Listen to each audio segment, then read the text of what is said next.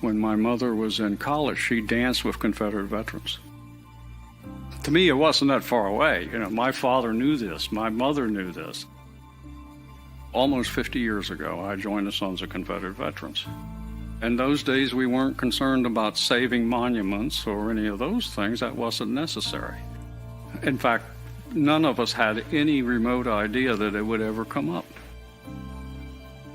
We can't just sit there and react.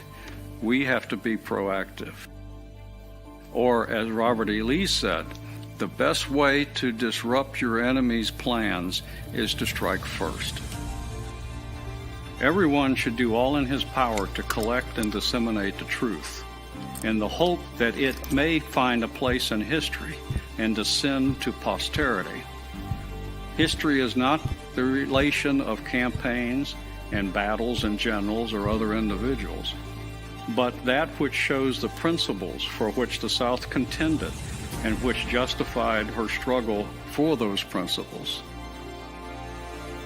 If you're looking for some place to be where you think you're going to accomplish something to save our history, go to the Sons of Confederate Veterans.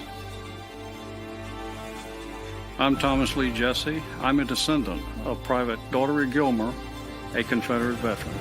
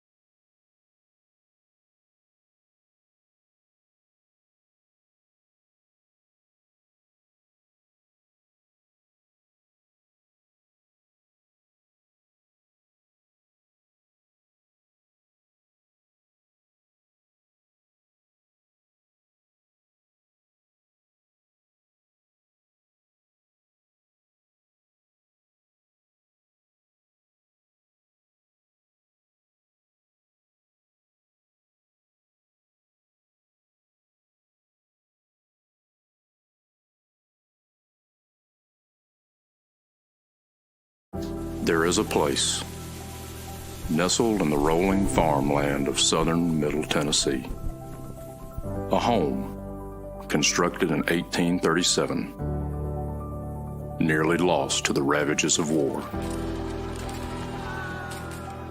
Saved by a servant and a Confederate general. A place where families loved and lost.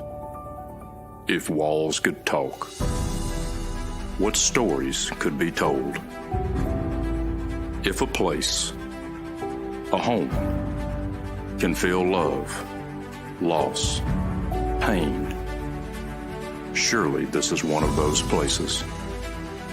Historic Elm Springs and the Confederate Museum at Elm Springs. Come and discover your history.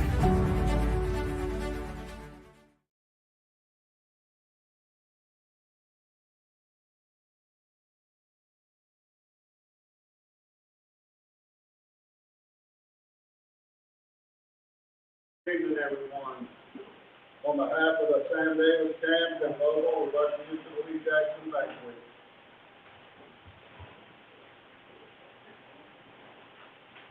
We'd like to, well, we're honored right now to have our division commander from 58 Floor Stars. Now we have our national officer, Commander-in-Chief, Jason Brochure, and his wife Linda.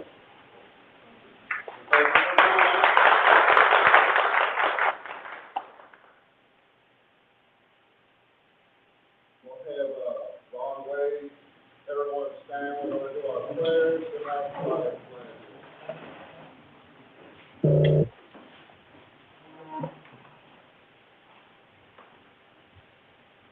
Please recover. I hear time with great Heavenly Father, thank you for your believing in these sons. Honor these great men. We thank you, Father, being our Savior and helping us to do the right thing. We pray, Father, for our speaker tonight, and we might be able to knowledge that we might be able to use tonight so we can rise and we pray that shall always be foolish and things like that. Say these things in the name of our Lord, Son, Jesus Christ. Amen. Oh.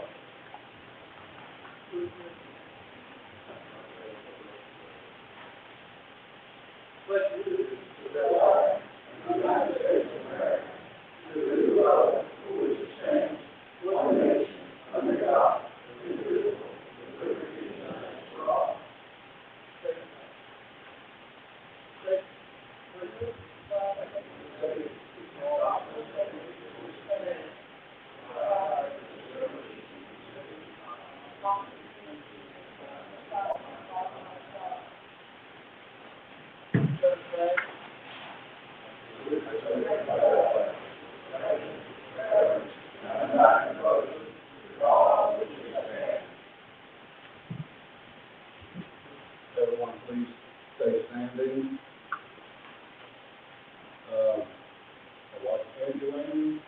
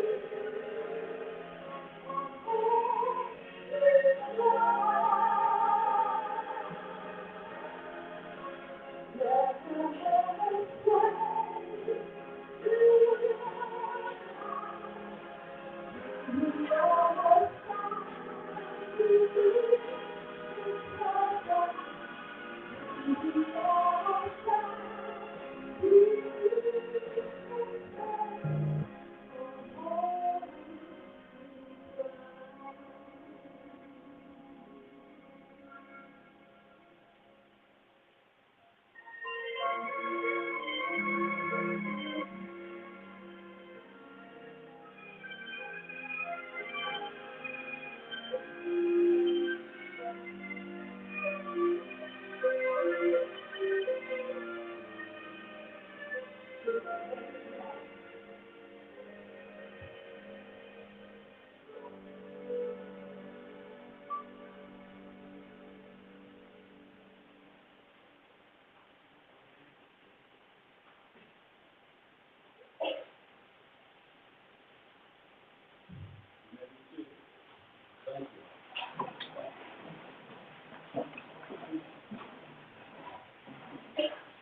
that song's very appropriate for this ground that we're on right now.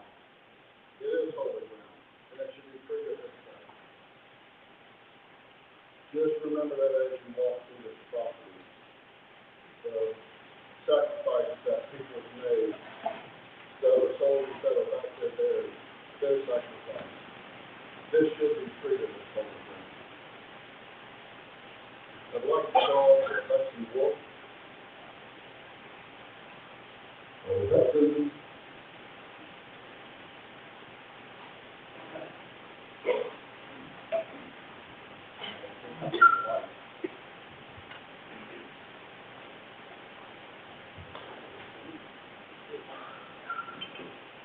You all hear me well enough? I'm not much of a mic person, so I have two readings. One comes from We Are the Sun by Joe Bailey. We are the sun, the keepers of history, honoring their name is now our destiny, preserving the shrine to the battles they fought, assuring their sacrifices were not for naught, upholding their honor with southern pride, keeping the values for which they died. The blood of these patriots through our veins now runs. Be proud of our heritage, for we are the sun. The other one is about Jackson and Lee by Rick Hart. He was Joe Wheeler King, 1373 Birmingham, Alabama. And this is in the proposition already. Very good. Hear my song of two men, both sons of Virginia, men of faith, men of honor, men of bravery. For Dixie's sacred cause, they gave all they had within them. Two men who would be legends named Jackson and Lee. In the midst of early morn on the hills of Manassas, the battle looked lost to the boys and girls. But when some men break and run, like a stone wall, each stands there inspired. They rally around him, and last they win the day. With God's word in his heart and a saber in his hand, he fights with fire and passion like no one has seen. And his men, they love him well, and his enemies, they fear him. And unlike Jackson, God's noble warrior, has there ever been. Look away, it's his name. Can you see him give them hell? Do you feel the utter heartbreak as that Chancellorsville he fell? Could you hold back the tears as he crossed over the river and sat down to take his rest in the shade of his tree? In the dusk of the evening on the fields of Pennsylvania, where a battle has been raging for 2 bloody days, he sits along in silent prayer as the band plays the Rock of Ages.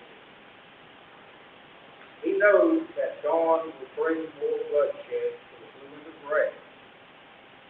When he first took command, some had their doubts about it. But after many battles and victories won, now the men all fall hush as he passes among them. And when greatest son, took away his land. Is that travel I see on the hill? Can it be? Is that Robin you see? Can you hear him tell his men, now go on home and fighting is over? Do you hang your head in sorrow as you ride away? For 150 years, these great men have been honored. But now many have forgotten our great history. So don't seek to defame them. Their names will forever be sacred in our hearts for eternity. Look away in victory lane. Can you hear the bugle sound? Can you hear the rebel yell and the thunderous cannon roar? And you see the banners wave as they do the gallant show. Strong and proud, two legends named Jackson and Lee. Oh, I wish that I was half the man as Jackson and Lee.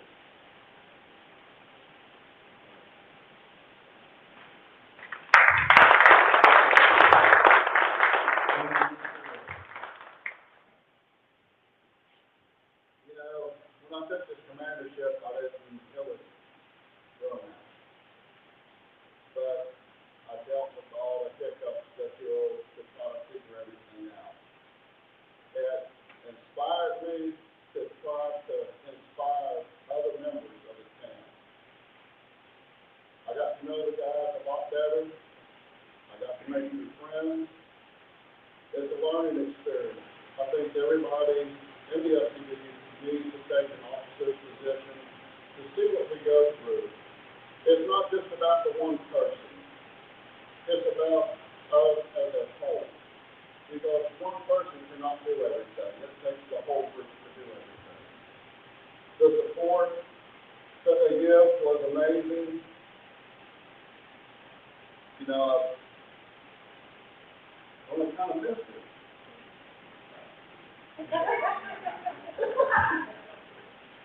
But it gave me the opportunity to grow in more ways than one.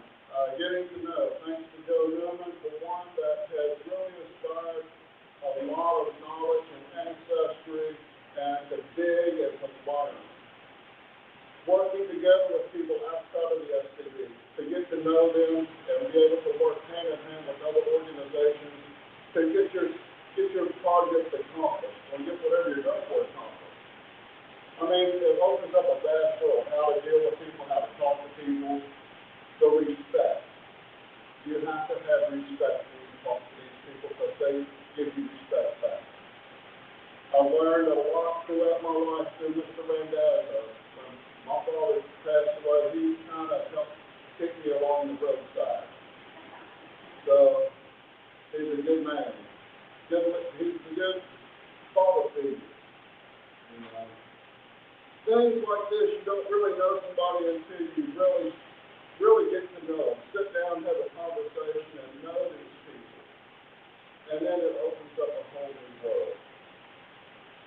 You know, there's a lot of people I like to think, especially my camp for backing me up, and the UDC for backing us up, because the UDC has been there to help decorate, to help do whatever we need. We appreciate what they do. I would like to recognize a couple of people that they support the camp, support with their involvement and helping and putting the word out. One, there's my wife, Angie Lane.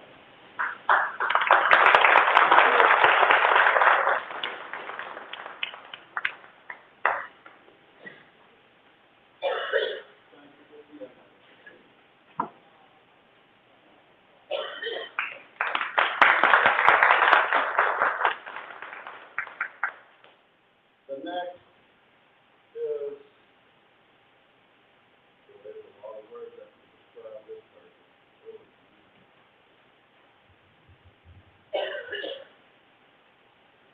This lady helps everyone. When you're down, she's there. If you need something, you call her. She'll be there. She has worked many numerous hours She has dedicated her life to help the veterans.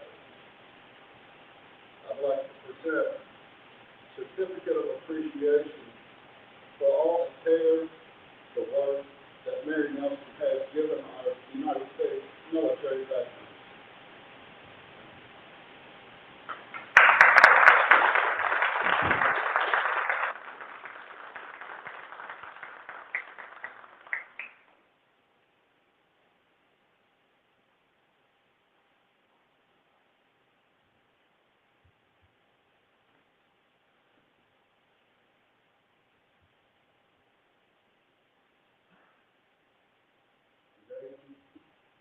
We appreciate everything you've done.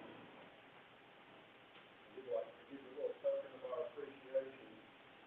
There you go. That flag, looks like I got me a big blanket, fellas. Thank you.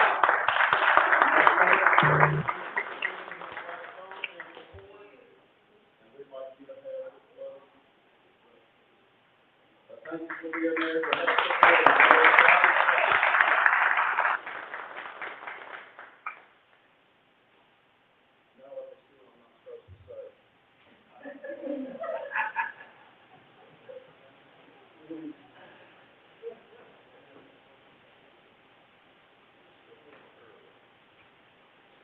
I could really use that blanket with this weather I brought out of here.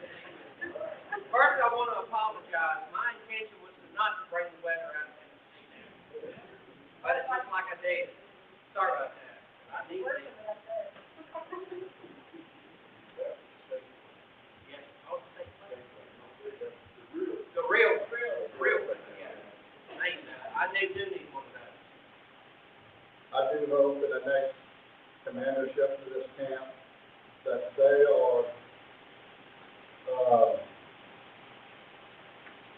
as fruitful as I have been to help lead the group of guys in the right direction for the right reasons and always keep God in your plan. I know we share a lot of information and you have a good game plan going for this camp. Anything I can do, I will be there to support you. Would you like to say anything? You say it. That's going to be a secret. It is.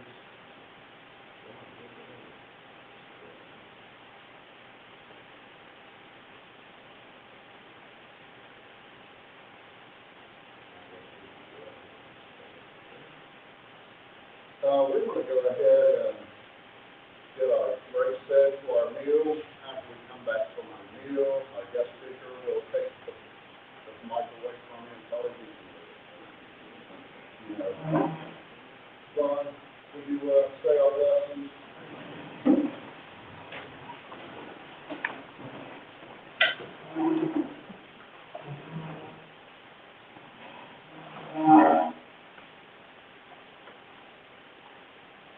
My dear Heavenly Father, we thank you for the food that you've prepared for us. We pray, Father, that will bless the hands that prepared it. We pray, Father, that will bless this food tonight. Nourish, help us be healthy. We thank you, Father, for all the many blessings that you show upon us. And we pray in all of us that God is in our name, our Lord Jesus.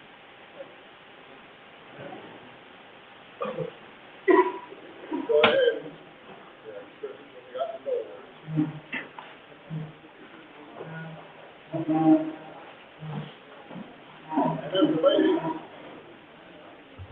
And then the ladies be served first, that would be great. Go serve.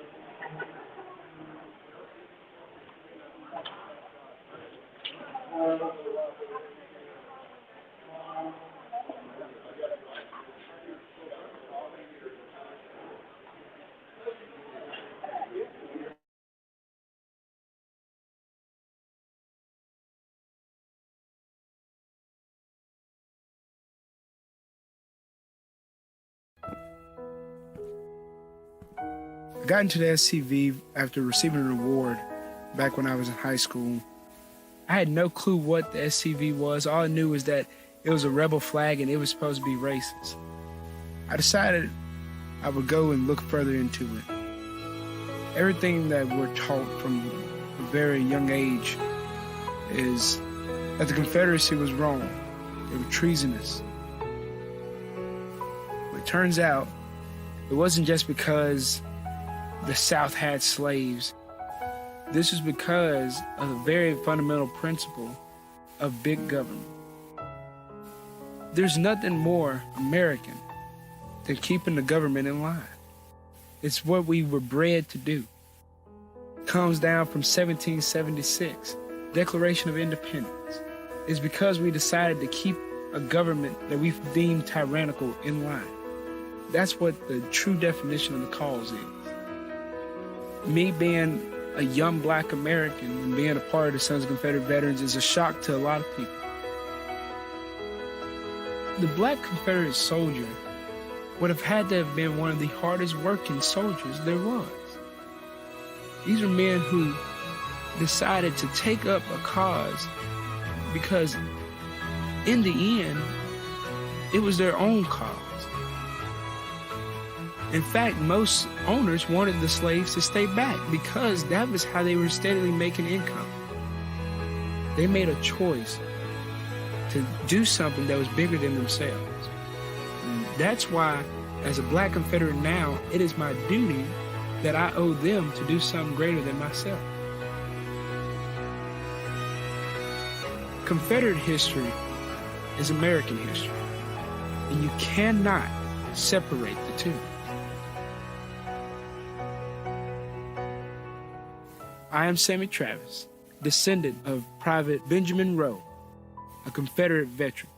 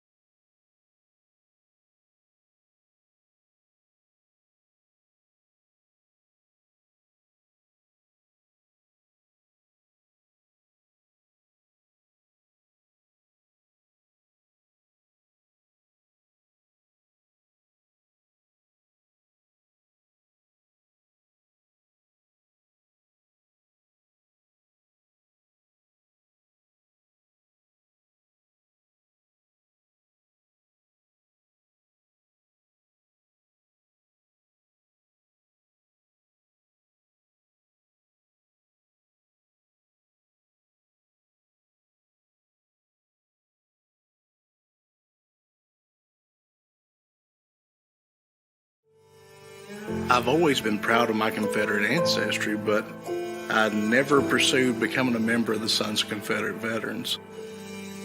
It all changed in 2017 when I saw New Orleans take down their Confederate statues. Those monuments come down really lit a fire inside of me, and came to the conclusion I needed to join the Sons of Confederate Veterans. It's a domino effect. We give in on this, it's just a matter of time before they start taking down Thomas Jefferson and George Washington. We need to draw the line in the sand right now. These are our Confederate monuments, these are our Southern heroes, and you're not going to take them down. Our museum is going to be funded 100% by the Sons of Confederate Veterans. The history, the narrative that we present will be the narrative that we write, so it will be our story, our museum. Right now, if we do not protect our heritage and present it as it truly was, it's going to be lost forever. We're going to tell the true story here. I'm Adam Southern, and I'm a proud descendant of Private Alfred D. Southern, a Confederate veteran.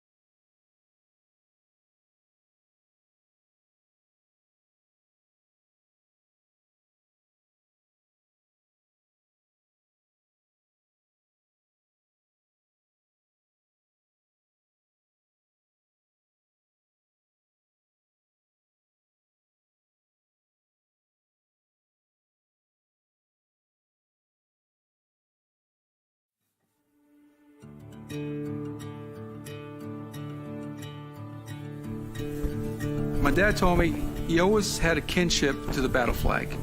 Always growing up, he knew there was something there, but he couldn't put it together. I called my 97-year-old grandmother, and I asked her, do we have any soldiers in the family? I gave her 3 descriptions. Verde, which means green, for modern-day soldier. Blue, azul, or gris, means gray. And she said, mijo, which means my son in Spanish, is gris. It was gray. My great-great-grandfather was named Andres Torres Rodriguez. He was born in Mexico. He was a laborer. And he was an 8th Texas Infantry, and his unit later on got incorporated to the Texas 33rd Cavalry under Santos Benavides, who was the highest Mexican-American Confederate officer. He was a colonel. There was over 13,000 Hispanic soldiers throughout the Confederate States, but out of those 13,000 were 2,500 Tejanos. And it's 2 words combined, Texas in Spanish is Tejas. Mexican in Spanish, Mexicano. You combine both words, Tejano. They contributed a lot for Southern independence. I think that they deserve respect, honor, and dignity under the Confederate flag that they fought for. There was people of color, Mexican people, and other Hispanics, and other people of color that fought in this war.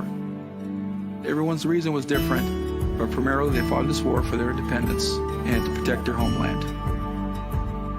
I joined the SCV because I'm extremely proud of my Confederate heritage. I have Confederate DNA. I just want to ensure that the present generation and future generations know and never forget the contributions of Hispanics in the War of Northern Aggression. I am Richard Luna Garcia, the great-great-grandson of Private Andres Torres Rodriguez, a Tejano Confederate soldier.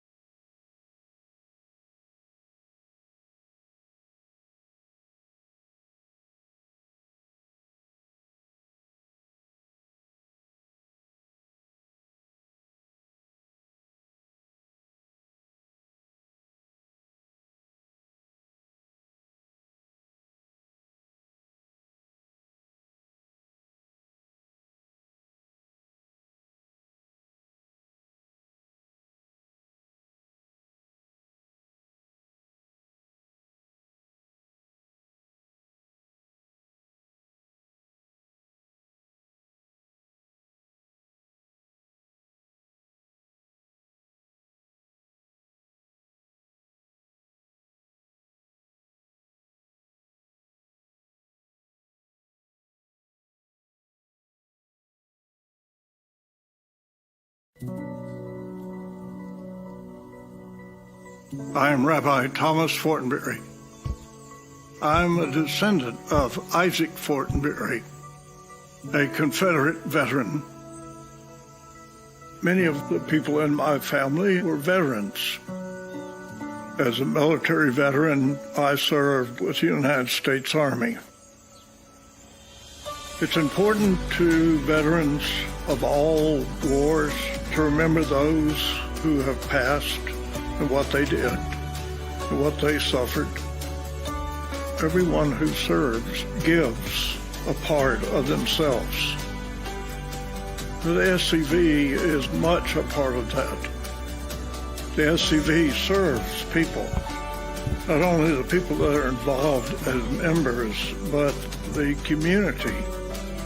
My commitment to the SCV is a commitment to our heritage, our cause, not in a violent way nor an aggressive way, simply in the way we live. Live what you believe. But in your defense, know in what you're defending and defend it truthfully. May Yahovah bless you and keep you. May Yahovah lift up his countenance upon you and give you peace and blessing.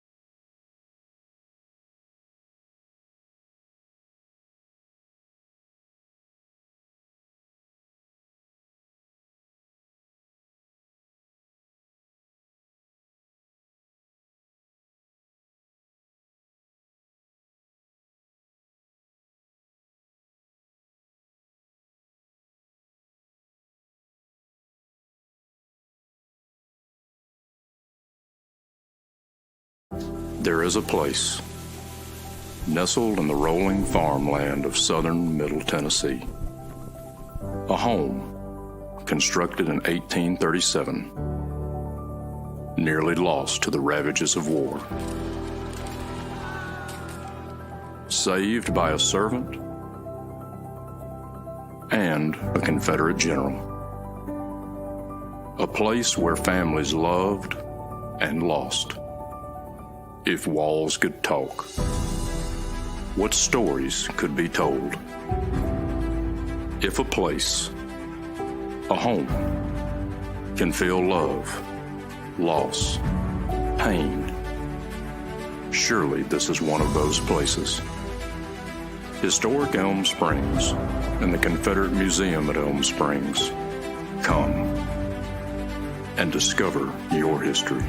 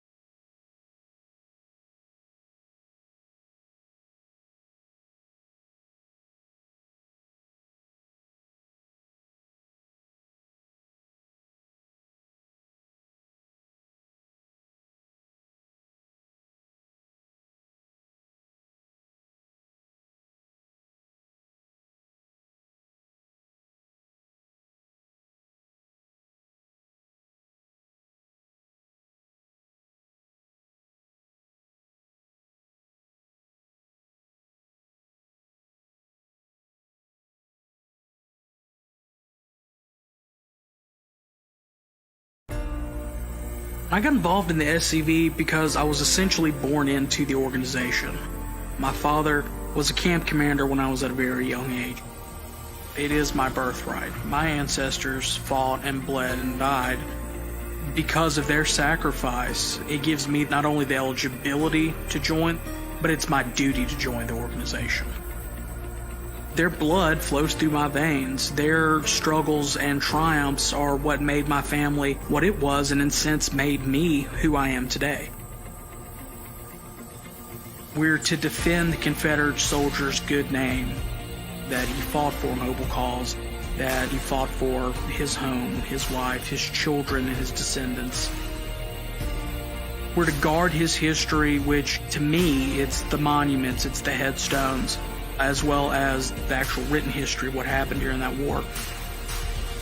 If we don't pay attention to that history, we're gonna be doomed to repeat it. We're not just some history club. We are a fraternal organization who is essentially the last guardians whose duty it is to defend American and Southern history. I'm Connor Bond, and I'm a descendant of Captain Nathan W. Slay, a Confederate veteran.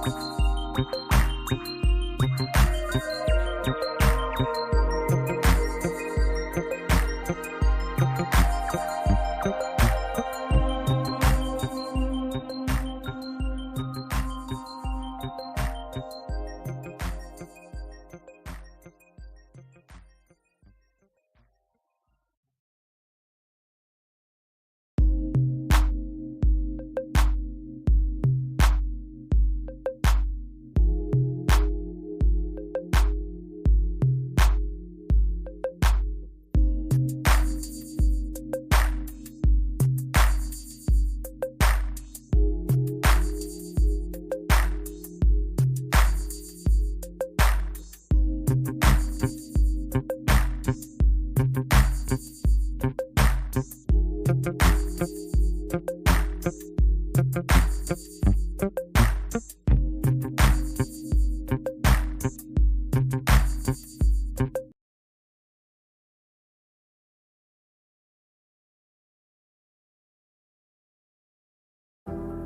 is a place, nestled in the rolling farmland of southern Middle Tennessee. And inside are the stories of heroes and heroines, stories of battles won and lost, stories of sacrifices made by the people of its native soil. A place that will tell the true and complete story of the Southland and the war fought for its freedom, from the causes that led to the conflict. First of all, I'm very honored to come down and visit with y'all. This place, Jeff Davis's home, is a very special place, and I am very, very honored to be here, and to stand and be addressing y'all is especially humble for me, because you are the Sam Davis camp, correct? Yes, sir. Okay. I have been asked to talk about Private Samuel C. Davis, born on October the 6th of 1842 in a little hamlet outside Smyrna, Tennessee. He was born into a, let's just call it, upper middle class family. His daddy was Charles Davis. Charles was a very hard-working man, very prosperous. He lost his first wife. He had children. Lost his first wife, and he married a lady a little bit younger than him by the name of James Simmons Davis. Samuel C. Davis was their first child. So Sam had half brothers and half sisters, and that plays an important part in this. Now, I have been told that I'm on the time limit, which is really hard for me. To tell this whole story, to tell the whole Sam Davis story, is 30 to 45 minutes. And I'm talking about the capture, trial, and the execution. So if I start running over and I'm passing my time, y'all can start doing this number. I have learned what this means, and I'll drop it. And so he had siblings, and he had half siblings. And this plays a very important part of what happens to Sam later into the war. Now, imagine him born in 1842, and it's now 1860. You're 18 years old. Some of us in here remember what it was like when we were 18, correct? Okay. Now, how would you have been if you had spent your time growing up at the feet of uncles, cousins, grandfathers, great-grandfathers, and you had heard these stories over this whole time? You're talking about men who fought for our first independence, the War of 1812, the Mexican War, the fight for Texas independence. So you had been hearing these stories your entire life. And now you're 18 years old, and you're in school, and the war drums are now starting to sound. So he joined, and Sam did. He joined the Rutherford Rifles, which ended up becoming Company I, the 1st Tennessee. And the first place he gets sent. Now, I'm going to talk to you about this. And what we're going to do is we're going to define these soldiers when they joined a little bit better. Now, there was this whole group of men that believed that when the idea of succeeding from the United States was the right thing to do, because it was about states' rights and the people having the right to self-govern. Now, when that first come up, you had all of these men that believed wholeheartedly in this. They joined. Sam Davis was one of these joined. Hundreds of thousands of people joined. Men joined. So, he goes and he joins, and remember, at that time, the war was going to be fought in Virginia. It was never going to come over the Blue Mountains. It was never coming into Arkansas, Tennessee. It was not going to be fought in Alabama, Georgia, and Mississippi. Everything was going to be fought in Virginia. Well, as we know, things didn't go very well, and going crossing the mountains and coming over here. But Sam fought under a fellow that you might have heard of by the name of Robert E. Lee. Now, Robert E. Lee is one of these men that were honoring tonight. Sam Davis fought under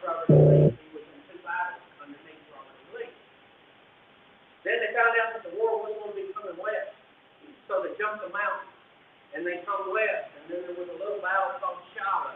Anybody here ever heard of Shiloh? Okay, he fought in Shiloh. He was slightly wounded at Shiloh, but then they started going up into Kentucky on the Kentucky campaign. And he was fighting up there, and he was wounded in a little battle called Perry. He was shot in the foot. For an infantryman, being shot in the foot was not a very good thing. So he was put in some local house for retreaters. He was put in a local house to get better. In the meantime, his older half-brother John come to visit. Now, John was already a member of the Coleman Scouts. Now, the Scouts are a very different breed of men because they're going to spend the majority of their time behind enemy lines. There were certain rules, unspoken rules, that applied to them. First of all, they could never be married. They could not be married. They wouldn't allow married men to serve as scouts. So, what's the likelihood of spending your entire time behind enemy lines? So you had to be a good horseman. You had to have a set of brains about you. You had to be able to keep your nerve. You had to have you're always going to be under threat. So they had this group of men, and John was one of them. He had already grew up with Sam, grown up on a farm. He knew Sam was a good horseman. He knew Sam had brains. So become one of the Coleman Scouts. And he did. But one of all, I doubt if he was doing infantry very much longer anyway, and this was a great opportunity for him. On what we think is his second trip. Now you had this scout line that was running from eastern Kentucky all the way down to Decatur, Alabama. And there were sheets of men running in different directions, but that was the main line. It's getting to be later part of October, first part of November, and he's gathering information in Kentucky. And he ends up coming down, and he's just outside of Nashville in a little spot called Noblesville, in that area. And he's resting, and he's getting information. And there's these ladies, they're helping. Now, these are lady spies. And they are very, very good at what they do. And he's asking them, would you get me an newspaper? Because actually, at that time, you kind of somewhat depend on what the newspapers were saying. Kind of, sort of. Now, you know now, you do know right now you can't, right? Okay, we're all agreeing in that? Okay. But then you could kind of sort of think about maybe trusting what it was saying, unless it was a very pro-union paper. Like you take the Knoxville Whig, and it was run by a person by the name of Parson Brownlow. It was extremely pro-union. You couldn't trust anything that come out of it, because everything in it was propaganda. But she was getting papers for him. He started heading south. Well, as he was heading south with his information, he stopped by his home. And his home, we'll take a little break right there and tell you his home's still standing. And I'll tell you about that in a minute. But it was the middle of the night, and he rode up to his house, and he tied the horse to a rock. And he went up and he tapped on his parents' bedroom window. His parents let him in. His daddy fixed his boots. His mama fixed him a meal. And she gave him a Union overcoat that had been dyed with walnut hulls. Now, there's an important story, reason for that I emphasize. We know that was what it was. That coat is in the possession of the Tennessee State Band. Tennessee Division Sons of Confederate Veterans raised money for their tax program to preserve it.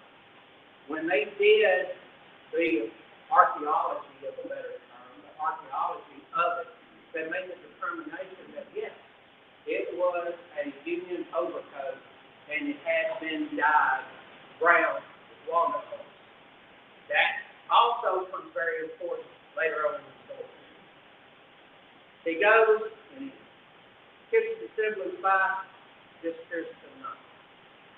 And he's heading south, and he gets to a little place outside Pulaski called Mount Hill. Now, what happens next, there's always been a little bit of a toss-up about what happened. But when you read the story of the Indian part, you'll know where it comes from. Two men dressed as Confederate soldiers rode home Sam. Now, Sam was arrested by a plum tree. And they stick it, and they come up on him, and they talk, and they said, hey, you need to come with us. You need to come into town, come into Pulaski, and we're going to get you signed up. We're going to, we need you. So, he does. And he gets on down the road, and he's going toward Pulaski, and he starts getting a funny feeling. And he goes to throw the spurs to his horse, and the two men one on each side of him, they reach out and they grab the reins. He reaches for his pistol, another one leans over and grabs hold of his pistol and holds him where he can't pull his pistol. Sam has now been called by the 7th Kansas Cavalry to Jayhawks, dressed as Confederate soldiers. So, they take him in, and they stand him before Granville Dodge, Union General Granville Dodge. Now, Sam has no idea how much trouble he is in, and he is in a whole mess of trouble. Because in the papers that he had that were given to him by Henry B. Shaw, which is his real name, he went by a man by the moniker of E. Coleman, the head of the Coleman Scouts. He went by that, so he was the head of Coleman Scouts. They looked through that paperwork, and it's paperwork that can only come from the death of Granville Dodge. There was no such thing as a UPS store or a Kinko's or anywhere to go get copies at that time. These were the original papers that were from Granville Dodge's death. Now, Granville Dodge sees these, and he knows he has got a serious problem. He has a leak, and he has now got some blood in his leak. And the only source he has right now is Sam Davis, 21-year-old Sam Davis. So what they decided to do, after talking with him a few minutes, they said it's pretty slow. When we went to talk to him, really hard to say anything at all. So what we're going to do is we're going to put him down in the jail. And we're going to take him, we're going to put one of our guys down there with him dressed as a Confederate. So they think that he's sort of spying on him, listen, see what's going to be said. Because there's other people down in the jail.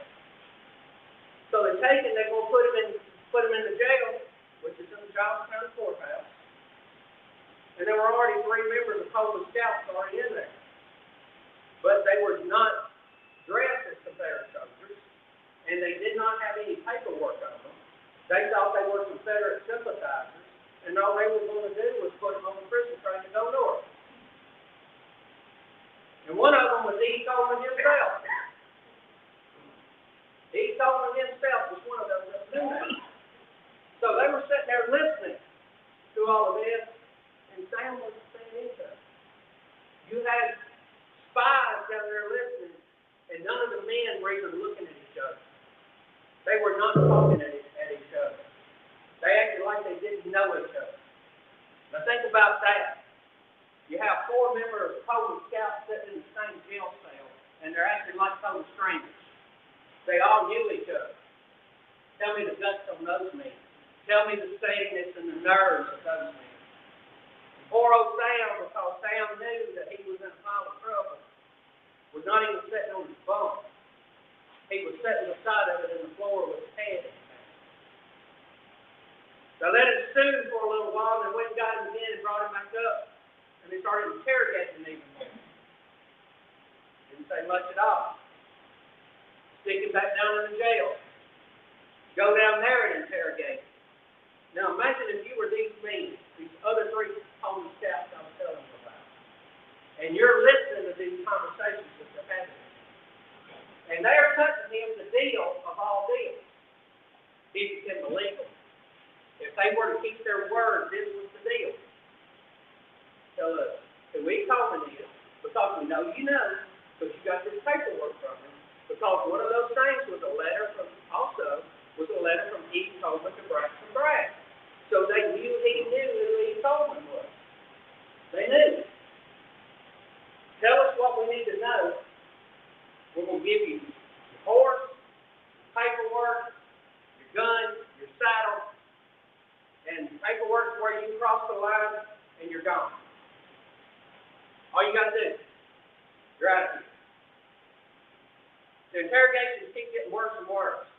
Now, when he was captured on November 20th. By the time you get to November 24th, 25th, they start to lose patience.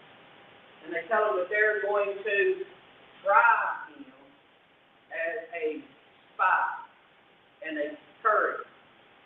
Because during the testimony, when they get to the trial, and there's the testimony of the trial, you have the two men that were Union soldiers saying that they were dressed as Confederate soldiers. And they were convicting him on being a spy because he was wearing a Union overcoat.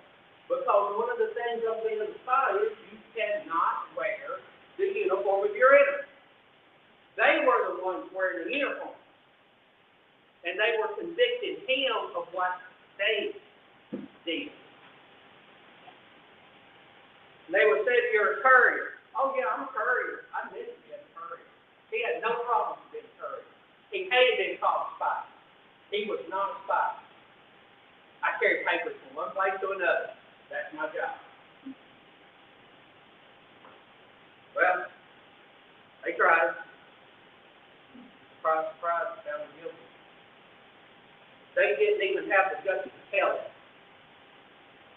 They sent Private C. Van Pelt, who was one of his guards out of the 81st Ohio. They sent him to tell him. They didn't even have the guts to tell him. He asked the chaplain come and visit with him that night before. They said, if you're found guilty, we're going to hang you in the morning. Chaplain comes to visit with him. Chaplain Young of the 81st Ohio. They sang his mother's favorite song, "Oh Georgia Stormy Banks." He writes a letter, and he writes a couple of notes. The next morning, about 9 o'clock, they come and the chaplain's visiting with him, and Private C.B. Van Pelt is there, and they start to hear the drums. It's the death march. And the Federals are moving from camp towards the Pulaski Courthouse. About 10 o'clock, right before, they come in and get him, and they bring him out of jail. And they have his hands shackled, they have his feet shackled.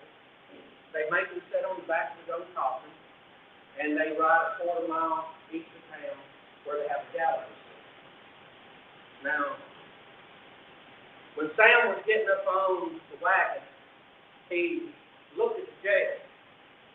And, I told you there were 3 Coleman scouts. Now, remember, these men have been sitting in hearing this. They heard that he was going to be hung.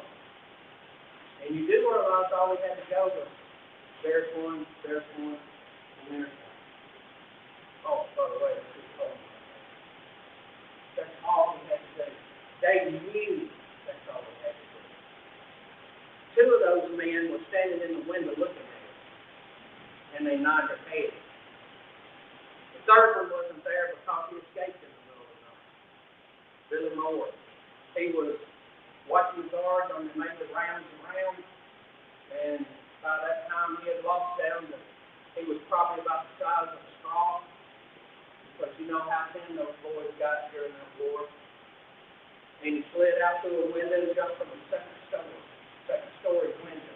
Hit the ground was frozen, because you're looking at the night of November 26th, and he tumbled and slid into the ditch. And he lay there in the ditch till he got his brains about it, and he realized nobody saw him, and he scampered off into the night.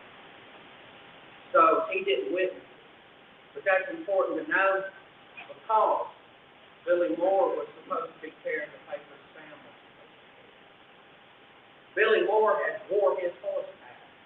And when he met, when Billy Moore met Henry B. Shaw, D. Coleman in Campbellsville, his horse was too wore out. And he sent him from Campbellsville to Columbia to try to get a new horse. And he couldn't find any horses. This is the middle of the war. There's no horses. Every horse is wore out. So he had to let his horse rest. In the meantime, Sam come along. They watched him as far as they could. They get on the hanging hill, quarter mile east of the square. We don't know what a hollow square is. The Federals have formed a hollow square. Think about it this way. They're all lined up along the wall right here, and they're all facing out. One of it swings open, the wagon comes through. They get Sam off of the wagon, they get his coffin off, and he's sitting on his wagon. And he asks the hangman how long does he have to live. And he tells him about 15 years. And he's talking to the men, and some of them, how's the war going? And they're saying this thing and that. And he goes, well, I guess the boys will have to fight the rest of the war to die. Captain Chickasaw rides up. Now, Captain Chickasaw was one of these men, one of the federal officers who had been one of the interrogators. He was one that had been wearing him out the most, leaning on his head. And as Sam was standing there at the base of the gallows, Captain Chickasaw rides up on Sam's horse with Sam's guns across the horn. And he has his papers for him to go free. All he's got to do is leave. Tell him what he needs to know. And that's it. What Sam said next, it has been said, he said it several times during the interrogation. But there was enough people around, they heard it, and they know he said it this time. I had rather die 1,000 deaths than to betray my friends. He looked at the hangman, and he looked at the chaplain, and he looked at Captain C.B. Van Pelt, and said, don't think hard about it. You have done your duty, I've done mine. And he turned and looked at the hangman, and he said, I'm ready. He goes up the steps, his hands are shackled behind him, his feet are tied together. They put a white bag over his head. And about 10:20 on November the 27th,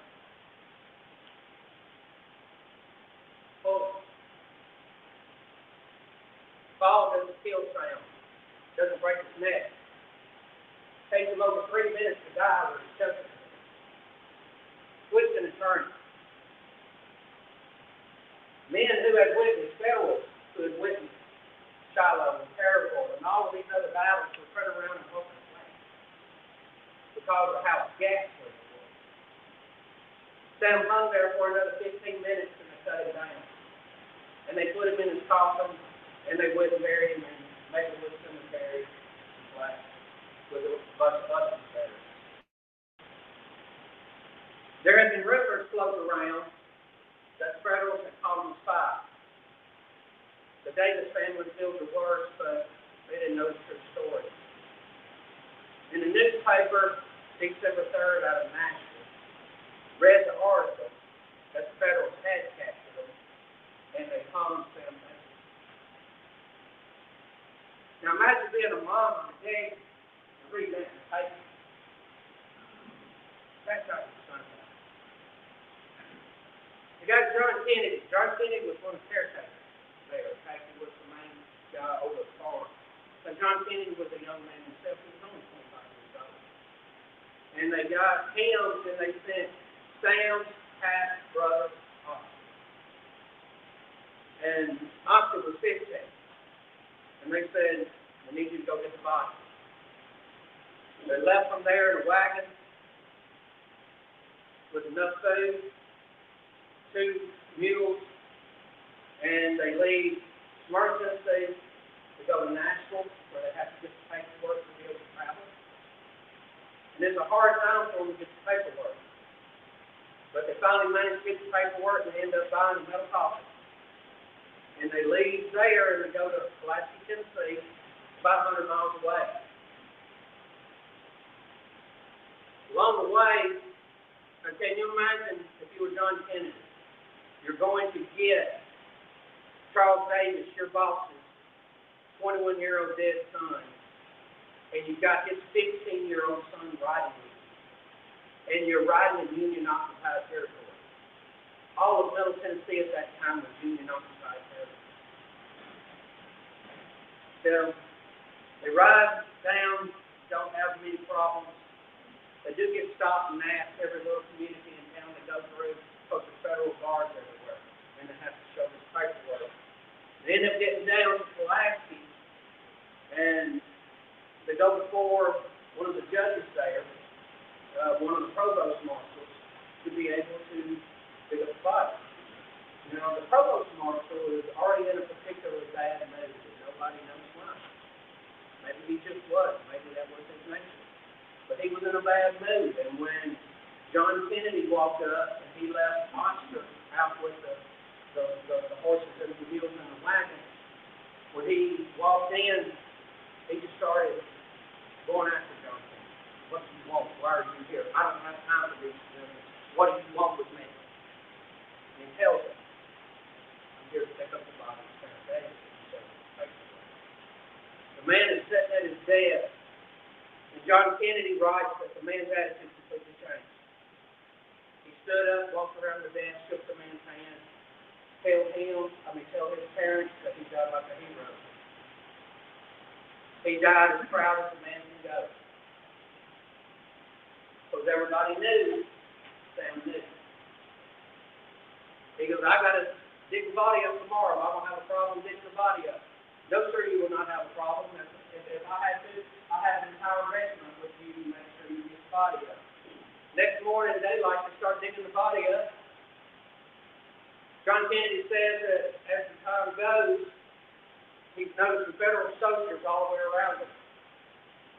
And they got the hats in their hands. Some of them are already crying. They ask, do you need any help? He goes, no, this is our duty.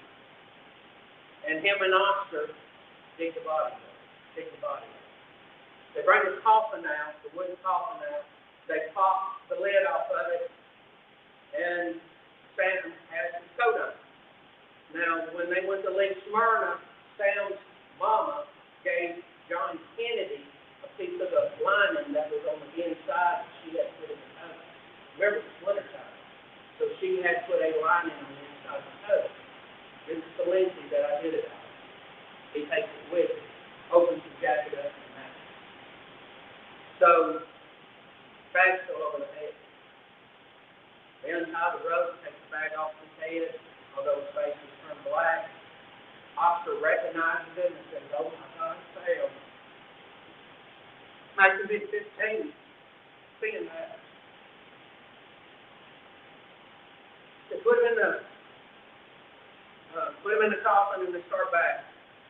They get to Columbia, Tennessee, and the Dope River's flooded. Can't get across, and they stop the ferries. He goes down to the provost marshal that's down there, and he gets pretty much the same first reaction that he does. And then he looks up on the hill, and he sees what that is. And he tells, bring the ferries over, we're going to get you across. John Kennedy says when he turns around and goes to walk back to the wagon, that there's federal soldiers around him. And he walks up and he drives the reins on the two horses, start down, and they said, mister, you don't worry about it. You get the wagon. John Kennedy says the federal soldiers practically picked it up, carried it down the slope, put it on the ferry, and then pushed it back up the other side. And he turned around to nod at them. They all had their hats off, nodding. And many of them were already crying. Because they all knew Sam knew. Everybody knew all Sam had to do was be a snitch. Rat people out. And he paid the ultimate cost that anybody could pay. I had rather die 1,000 deaths than betray. He did not betray his family. He did not betray his friends, and he did not betray his home. But it doesn't end there. When John and Oscar got into town and talked about the letters and stuff that Sam had wrote the night before, it was telling him where his stuff was around town. It was, this is the letter I've written to my mama. My mama sent the letter. Now, can you imagine, there's mothers in this room, mothers, grandmothers, fathers in this room. How many of you ladies right now know your son's handwriting or your husband's handwriting?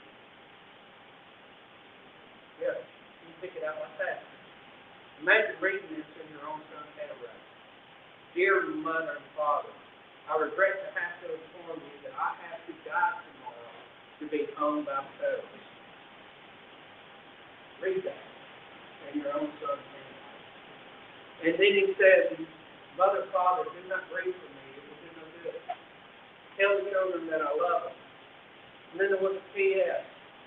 Mother, Father, do not forget me. They got Sam home, and the people then are just so much different than the people now. You can go into the Sam Davis home right now. It is located on Sam Davis Road in Smyrna. You can go up in the front of the house, and on the right is the park. Now the house, the windows at that time, they had a period of mourning where you covered up all the windows and all the mirrors and all that with the black cloth.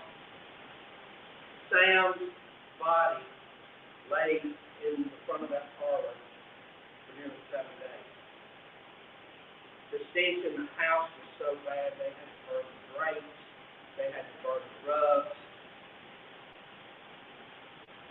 Mother, Father, don't forget. December the 26th, after Christmas, they buried Sam across the creek, across the creek. Shortly after the war, Sam's mama couldn't stand it anymore. You know, mamas would be mamas. And she had Sam's body moved from that cemetery to her garden, so she could look out her kitchen window and see Sam's grave. Sam Davis paid the ultimate cost. When you people say, who paid the ultimate cost, that is a prime example. You do realize that we're descendants of men and women just like that. I told you about the first group that Sam was, that when they believed in states' right and the right of succession and the right of self-government, and they jumped right on the bandwagon because they believed in fighting for it, and that's what Sam believed in. You start reading these accounts, these men from that, their accounts, that's what they did. But there were a whole lot of them that until you had the firing on Fort Sumter and Lincoln Hall for his 75,000, that's when we started joining. And that's because we were invaded. You do realize that, don't you? We were invaded. Now they like to call our ancestors traitors. At what point in time are you a traitor if you believe in self-government? You believe in the right to live your life the way you want to. At what point in time are you a traitor with that? And at what point in time are you a traitor because you place yourself between an invading army and your home? At no point in time could any of those men ever be considered traitors. If you're going to call the first set traitors, 1776 were traitors. And read the history. They were. And if you read this history that they write about us, y'all know how that happened. And then you take the story of somebody like Sam, who was willing to stand in the gap, who was willing to pay the ultimate cost. All you had to do was snitch. Everybody in this room right now knows people who would sell out their best friend to be able to beat them in line at the buffet. And then you had men like him. He showed no remorse. He did not regret one bit what he did. And it saved me. But it made his mom suffer, made his daddy suffer. What we're going through nowadays in the Sons of Confederate Veterans is a result of the fact of what patriot slavery is. You've heard what, you all know what patriot slavery is. That if we win this war, our children will be taught by Yankee teachers using Yankee books. That's what he said. And then that's what's happened. Our children have been taught. And it's gone down, down, down the line. Now they're made to think that they're traitors. And I just told you why they weren't. And then they want to tear down monuments and memorials. Pause for a moment. What's the difference between a monument and a memorial? If you ride in the town, my little town, Mount Pleasant, Tennessee, pull into Mount Pleasant, there's a monument there, Beebe Grave, dedicated to the men of the Beebe Grave. That's a memorial. That's to the men who never made it back. That's to the men that never come back from that area. That's what that is. No, because there's a mother, a wife, sweetheart. They have no idea what happened to the baby boy. They have no idea what happened to their husband. They're somewhere in some of the mass graves of battlefields everywhere. Some of them were made of bones were bleached in the wilderness after it was over with. Some of them are and unknown, sine nominate, without a name, unknown. They were marked and all that. All they do is they didn't come home. So that becomes their tombstone. That becomes their headstone. That's the reason why they were put up. Because they did not want the sacrifices to be made in vain. And the South suffered. The ladies at home suffered. We talk so much about the men and what they went through. What about what the ladies went through? The ladies suffered at home, trying to keep a farm going, trying to keep feeding kids, and then trying to keep the federal government from burning their crops and taking their livestock. How in the world could they scratch? They were just out scratching with the chickens. So that's how they were having to do. And we never, so little is said about the ladies. Where was the first Memorial Day celebrated? When? In the South in 1866. I'm going to let the Mississippi ladies fight about who was first, and the Georgia ladies fight about who was first. I'm not getting in that argument. That's between them. But I know that it was started by the ladies in the South wanting to remember and wanting to honor the sacrifices that their families made. Period. And you do realize that they decorated the graves of federal soldiers. And they told them why. So that when you have our Confederate boys that are buried up there in the north, honor their graves, put flowers on their graves. We're going to honor your children, and you honor our children. That was why it was done. Then you had the Ladies' Memorial Association come along. And that ended up becoming the United Daughters of the Confederacy. Without the United Daughters of the Confederacy, I'm going to throw this out there, and I'm going to allow somebody to argue with me. I doubt it won't get anywhere, but I'm going to pitch this out there.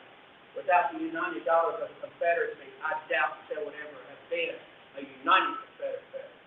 And without the United Confederate veterans, we would not have had the Sons of Confederate veterans. We're still here today as descendants of those ladies who first started. They were the ones that started raising the money for the memorials and the monuments.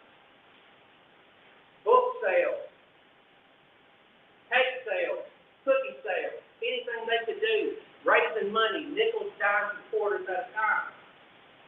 Monuments would cost $1,800, $2,600, and they were raising the money, nickels, dimes, and quarters at a time. And it took them years, and they did it. Why do you think they put that effort into it? When Sam's mama had put that effort into it, you bet she did.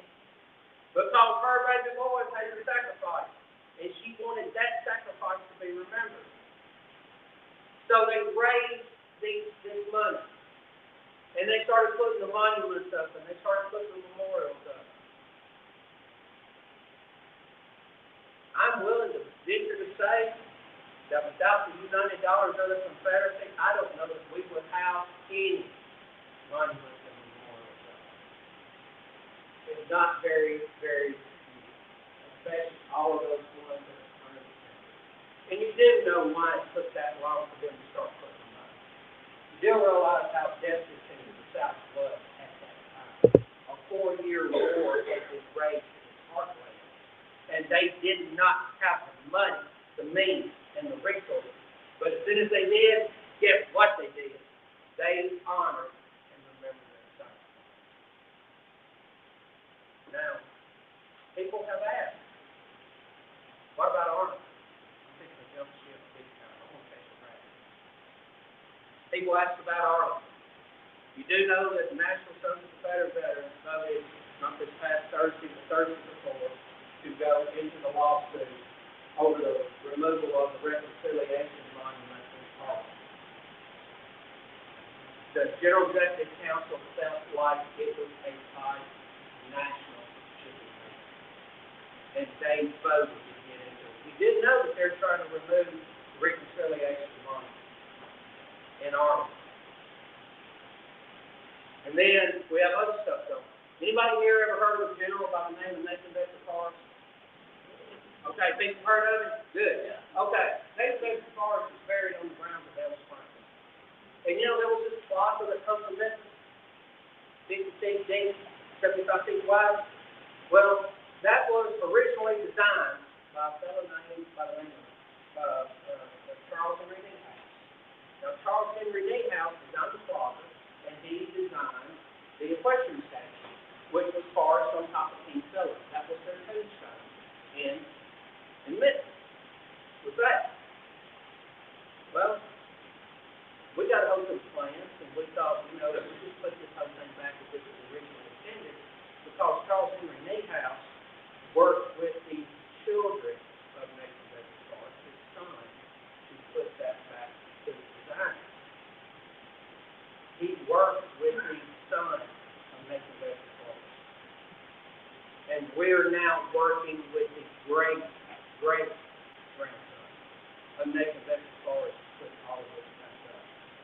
So you're going to see a thing in the Confederate Veteran magazine came out on the last one called Forrest last night. And we're raising money for that. So, if you want to know why we do what we do, just remember this. We have men like Sam Davis, men who take it without a cost. All of y'all have to send it to people to pay all the costs. All of you do. I do. They pay that cost. They believe it was right. They believe that it was just. I can't question them. It's 150 years, 160 years after we started. I don't. It's called, what's the term? Presentism. Is where you take and you judge past by your standards now. I wasn't there in 1850. How in the world am I able to judge how those people think it's there? How arrogant am I to think that I know better what they were going through than them? And when we start tearing all of this stuff down, it thinks I know more than me. How arrogant do you have to be to feel that way? But we're doing stuff, we're going to be in this fight. Our flags are right, our ancestors were right. And I can tell you why your monuments and your memorials are right. Anybody here ever heard of a book called the Bible? You ever read Joshua chapter 4 and the parable of the 12 stones? Where Joshua is telling them to take one stone, one man out of the 12 tribes, carry them across, place them, so your children and your children's children will ask, what mean ye these stones? God is telling us, He's telling His children to place these things so your children will ask, what is this? What does it mean? So your children and your children's something happened. You need to mark it so future generations will ask and learn. God's truth. I am truly honored to be here tonight. I want to thank y'all for inviting me. If you left here hungry, if you own thought, this man right here said he thought it was the best lunch you'd ever had. And he thought it was. He still agrees it was, don't you? Thank y'all for having me. I'm truly honored. This is the second.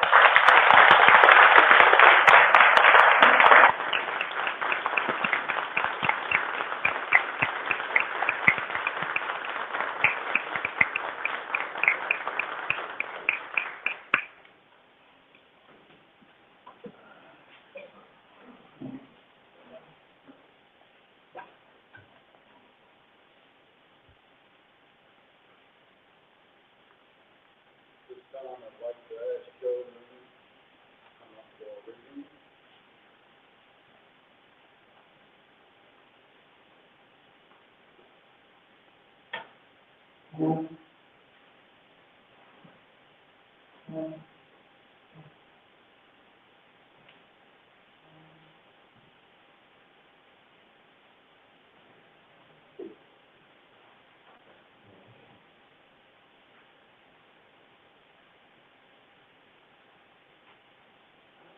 We're approaching the time when we're going to honor not only the two generals, but our own individual ancestors. Tonight we're here in remembrance of General Robert Edward Lee, Thomas Johnson, Stonewall Jackson. We don't need the permission of carpetbaggers, alleyway politicians, or anyone else that we pause to remember and honor two of the greatest men the world has ever known.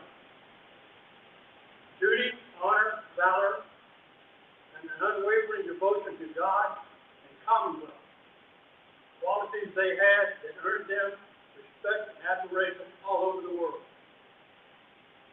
President Dwight D. Eisenhower said, General Robert E. Lee was, in my estimation, one of the supremely gifted men produced by our nation. He believed unswervingly in the constitutional validity of this cause. He was thoughtful, yet demanding of his officers and men, forbearing with captured enemies, but ingenious, unrelenting, and personally courageous in battle, and never disheartened by a reverse or obstacle. Through all his many trials, he remained selfless, almost to a fault, and unfailing in his belief in God. Taking it all together, he was noble as a leader, and as a man, and unsullied as any in our history.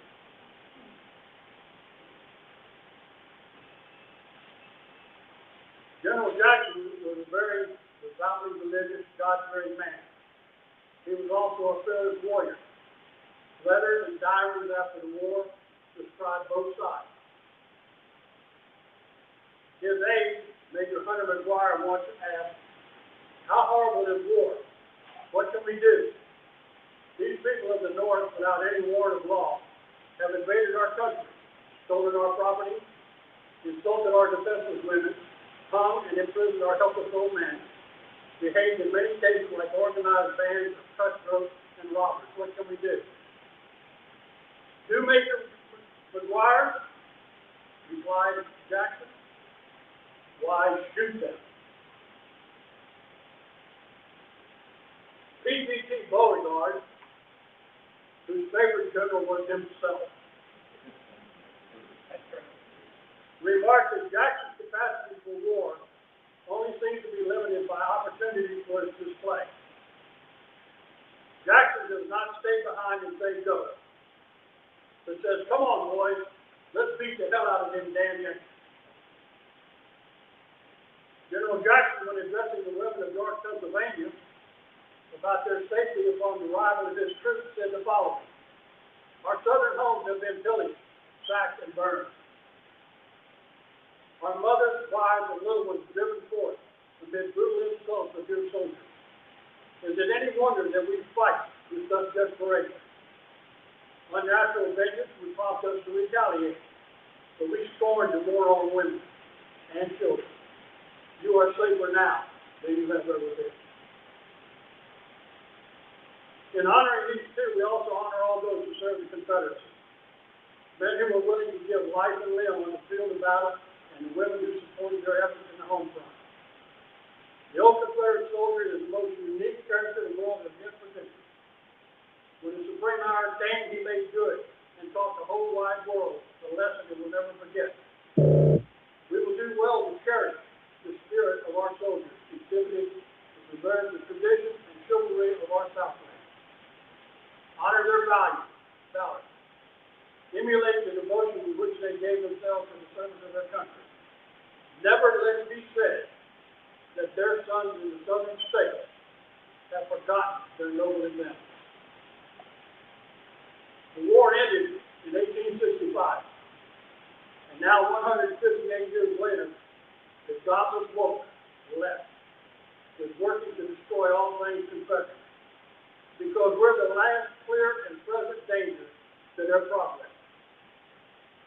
unwavering Christian faith, history of defiance, and general inclination to oppose them represent a power that scares the living daylights out of them. I, for one, take pride in the knowledge that my Confederate ancestors still inspire such fear in our enemies. Let it be known that our love, honor, and respect for our Confederate ancestors will continue to move forward. We have and we will stand against the lying, hypocritical, racist, hateful un-Americans who are trying to destroy our history. God bless America, God bless Dixie, and may God bless the South.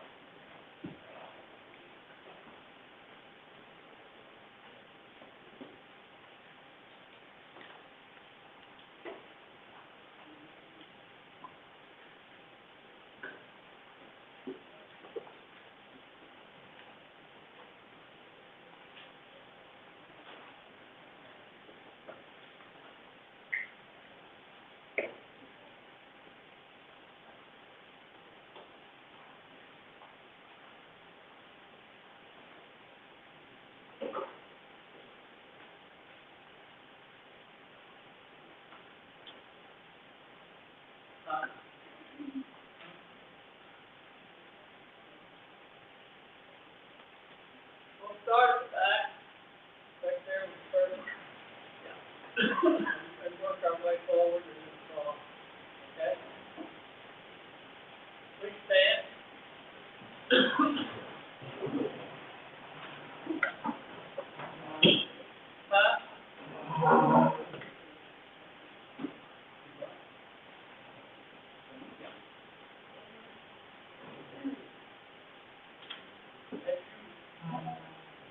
Please name your ancestor and then go out and stand to that.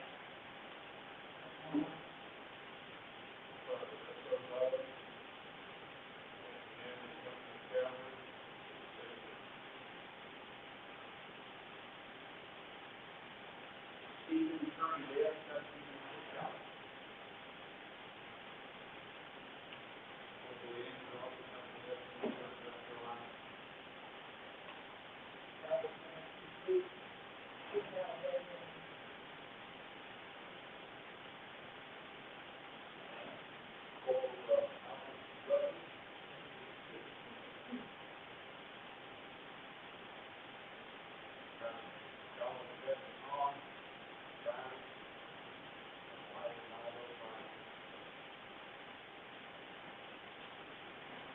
Person President Robert Jefferson, Bluefield, 3rd Division County College.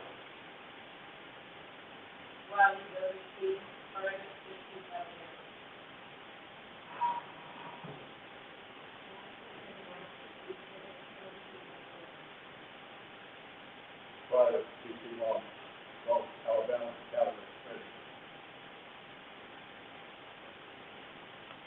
Martin Daniel Minded, Calvin,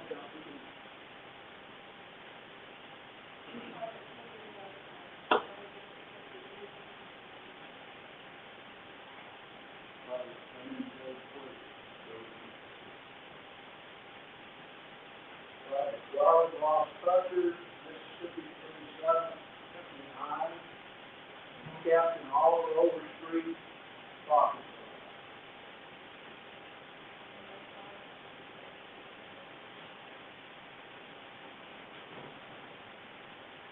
Williams, Private Williams.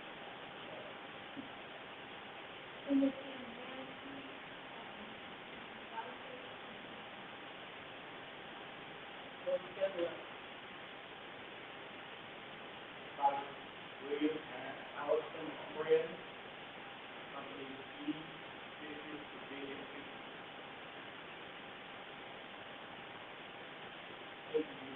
Wolf in Mississippi, and also Lieutenant Robert Cleveland out of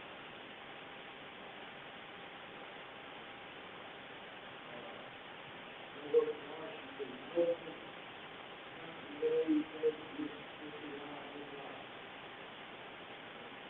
Robert and Barry Bonds is the first Alabama Force Ranger.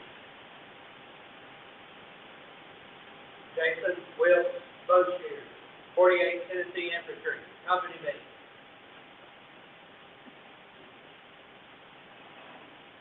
John Phillips, Army Company D. Private Abner Dawson, Company B, 7th Mississippi Infantry Battalion. Private William Neal Wade, 38th Alabama. Robert Jefferson, 27th, Louisiana.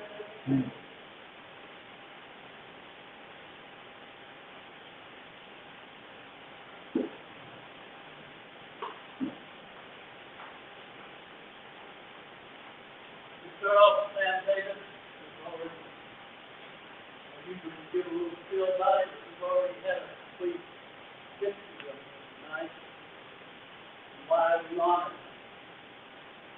He deserves it very much. So a little in out there like that, probably deserves to be honored. And we honor many of them tonight.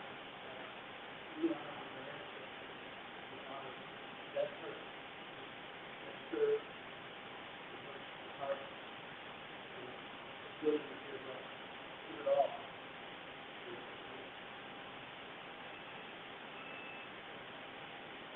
And of course, we have next, Robert E. Lee, great man. I've been told that they still keep tactics that we use to West Point. That great man.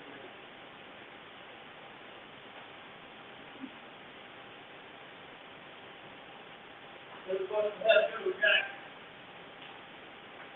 Stood on the hill, he ran his troops, held up his hand, and actually he was wounded in his hand while holding it up in the air. A lot of people don't know that, realize that. He was actually wounded. He was hold it up in the air. Bringing troops around him. Stone wall, standing there. Regiment would not retreat.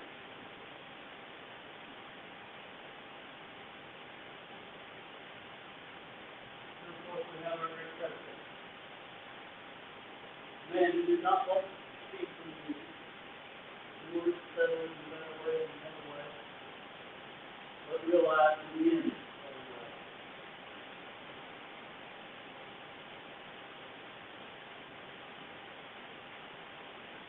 the great field of the Confederacy. The Confederacy is now the channel and will not go out to say, from anybody to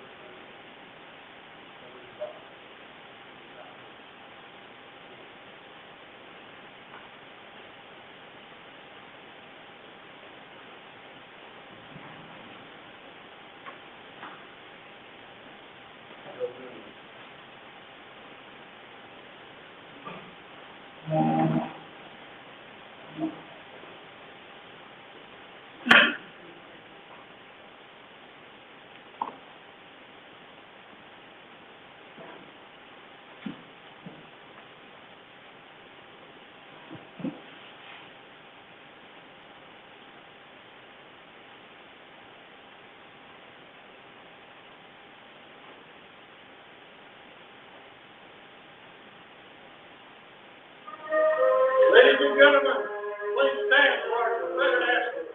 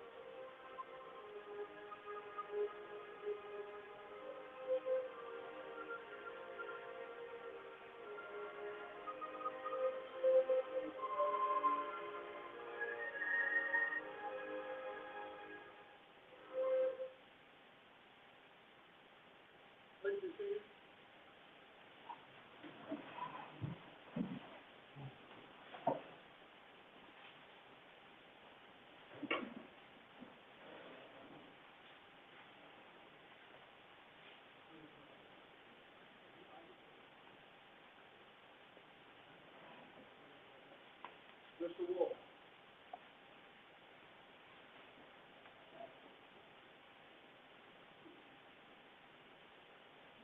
Rather than embarrass anybody by going by actual ages and birthdays, we're going to select someone who's been with the camp for quite some time.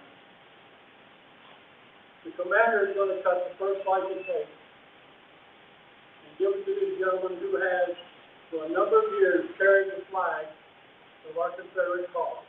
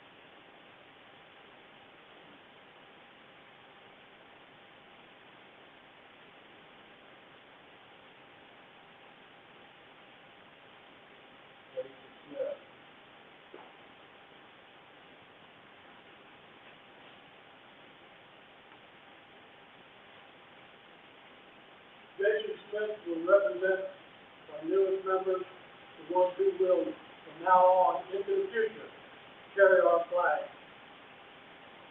honoring the Confederacy.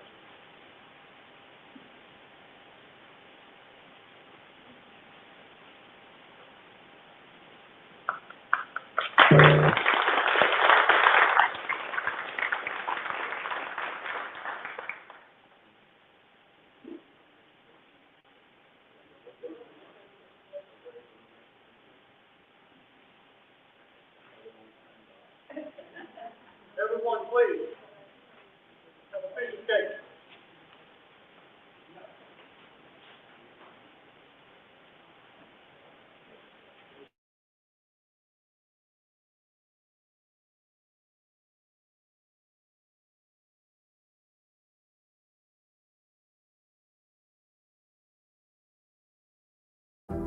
There is a place, nestled in the rolling farmland of southern Middle Tennessee.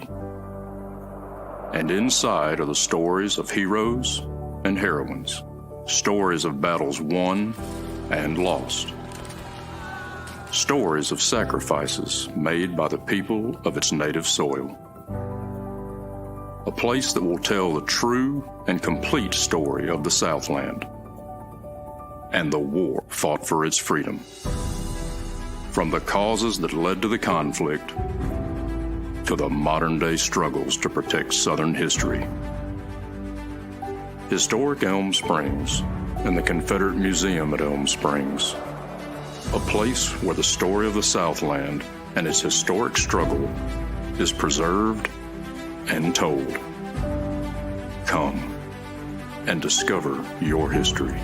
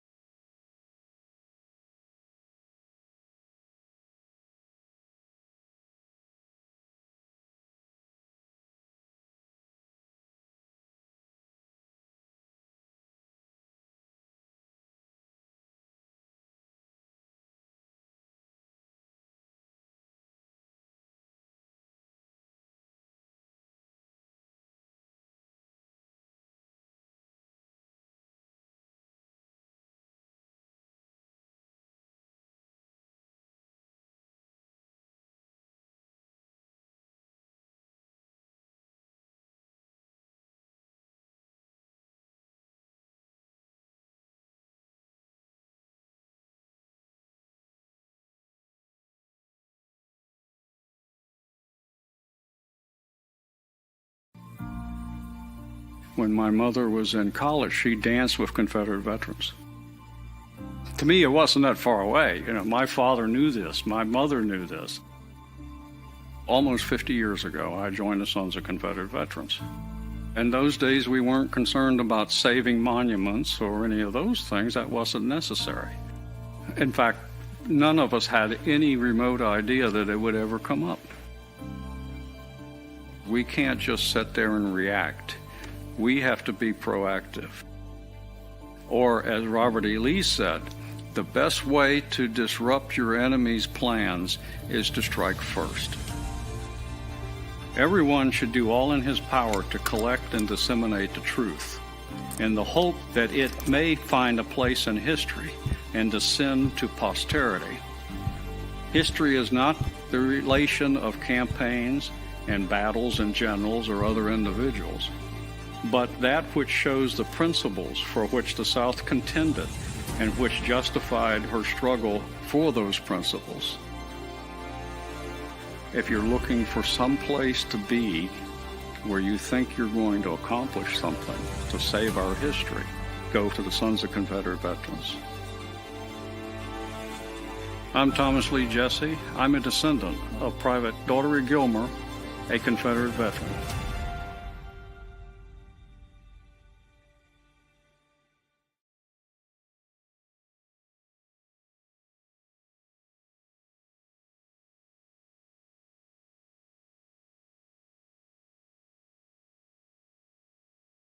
There is a place, nestled in the rolling farmland of southern Middle Tennessee, a home constructed in 1837, nearly lost to the ravages of war.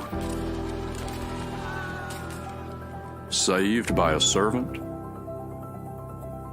and a Confederate general. A place where families loved and lost. If walls could talk, what stories could be told?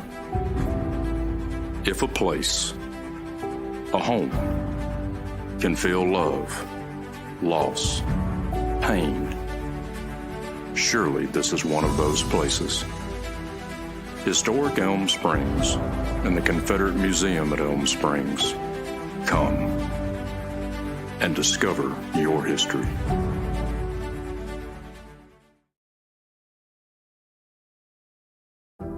There is a place, nestled in the rolling farmland of southern Middle Tennessee. And inside are the stories of heroes and heroines, stories of battles won and lost, stories of sacrifices made by the people of its native soil. A place that will tell the true and complete story of the Southland and the war fought for its freedom. From the causes that led to the conflict to the modern-day struggles to protect Southern history. Historic Elm Springs and the Confederate Museum at Elm Springs. A place where the story of the Southland and its historic struggle is preserved and told. Come and discover your history.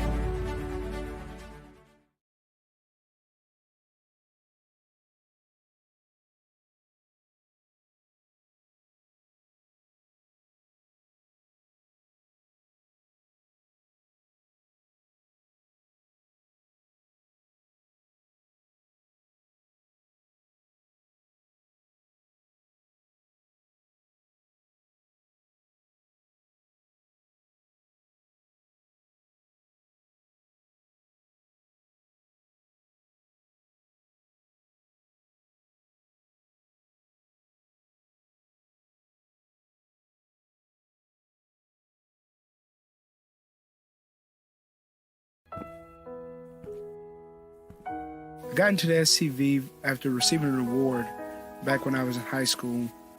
I had no clue what the SCV was. All I knew was that it was a rebel flag and it was supposed to be racist. I decided I would go and look further into it.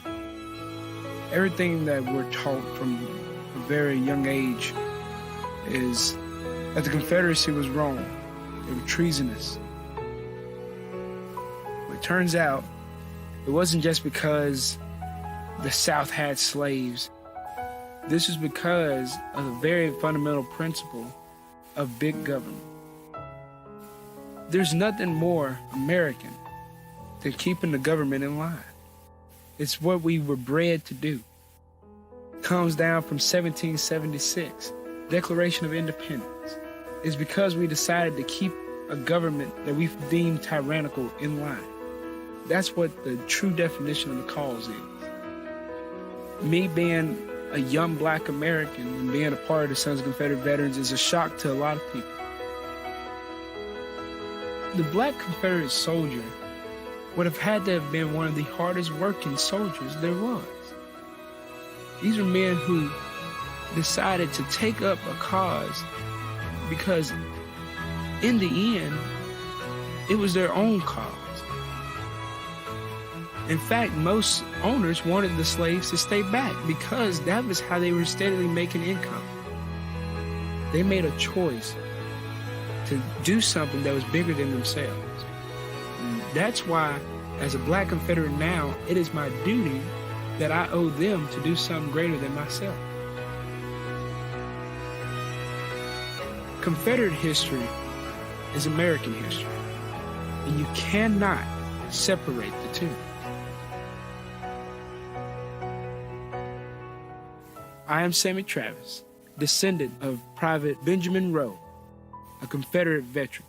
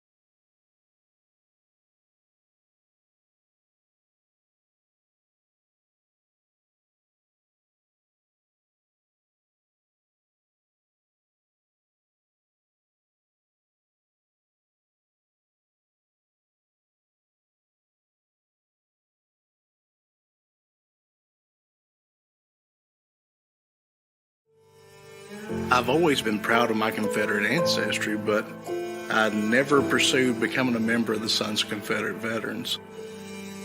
It all changed in 2017 when I saw New Orleans take down their Confederate statues.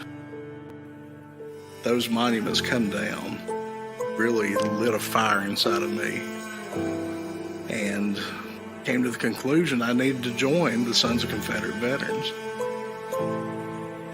It's a domino effect.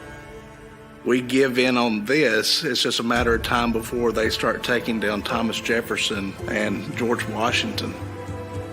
We need to draw the line in the sand right now. These are our Confederate monuments, these are our Southern heroes, and you're not going to take them down. Our museum is going to be funded 100% by the Sons of Confederate Veterans. The history, the narrative that we present will be the narrative that we write, so it will be our story, our museum. Right now, if we do not protect our heritage and present it as it truly was, it's going to be lost forever. We're going to tell the true story here. I'm Adam Southern, and I'm a proud descendant of Private Alfred D. Southern, a Confederate veteran.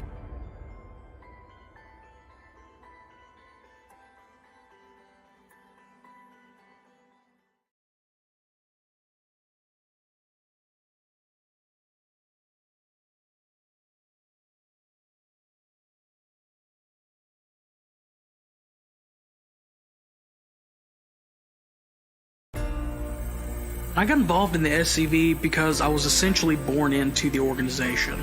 My father was a camp commander when I was at a very young age. It is my birthright. My ancestors fought and bled and died.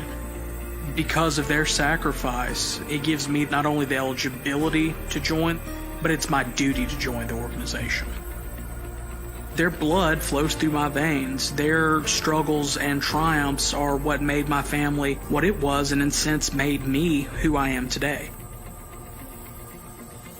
We're to defend the Confederate soldier's good name, that he fought for a noble cause, that he fought for his home, his wife, his children, and his descendants. We're to guard his history, which to me, it's the monuments, it's the headstones, as well as the actual written history of what happened during that war. If we don't pay attention to that history, we're gonna be doomed to repeat it.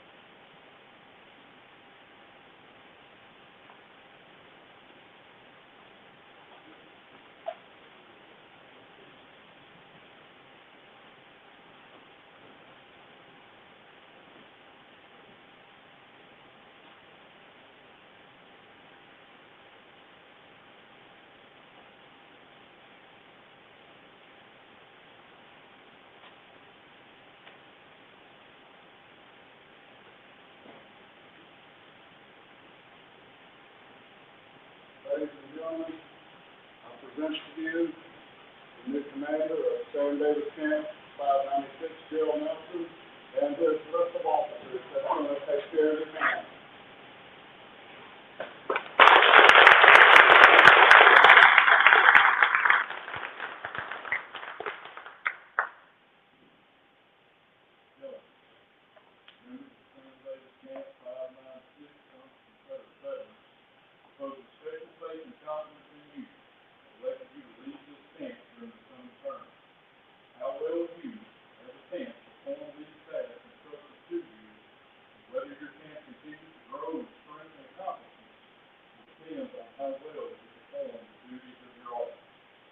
Therefore, on after your compatriots in the same day as camp, I ask each of you, raise your right hand.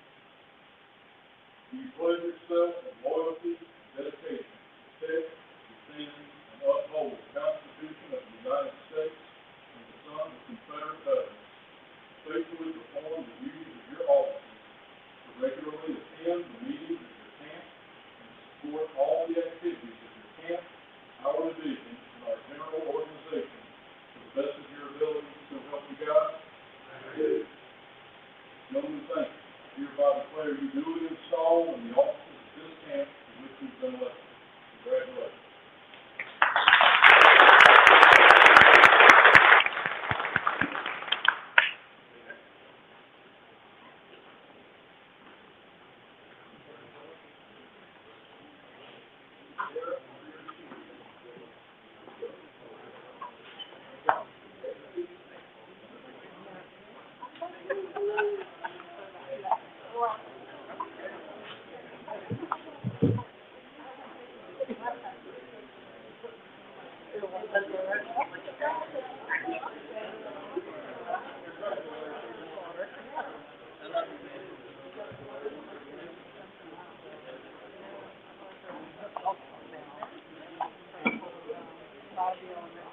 One more year.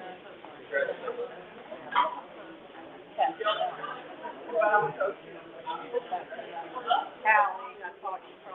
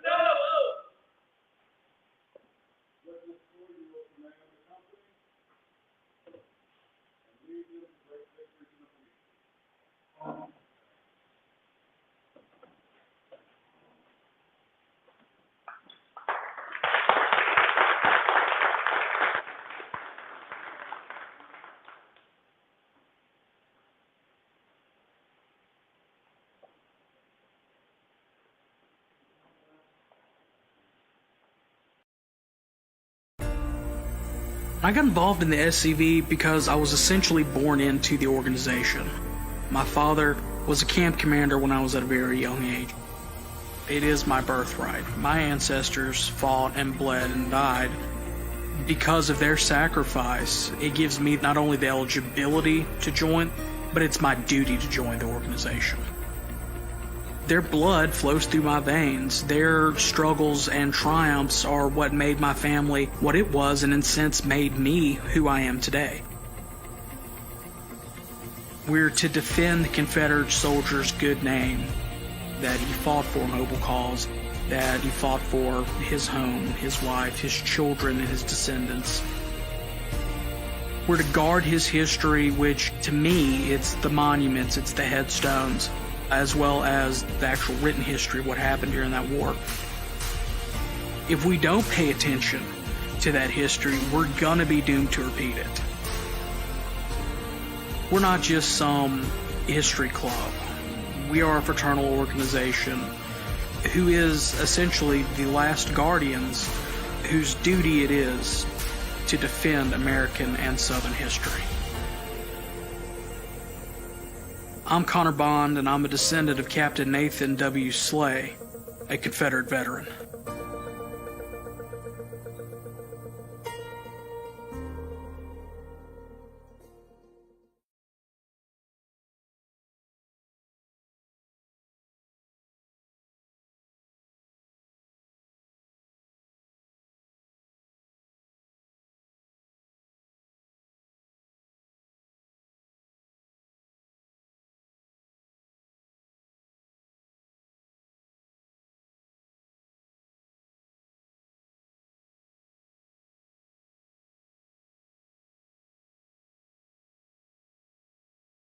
that, I'd also like to thank the CIC and his wife for coming down and joining us.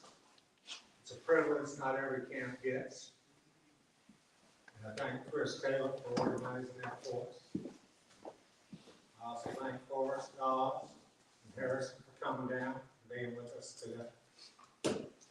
They're always more than welcome to come to our camp at any time, as is Commander. I just want to say thank you for stepping up and taking the reins.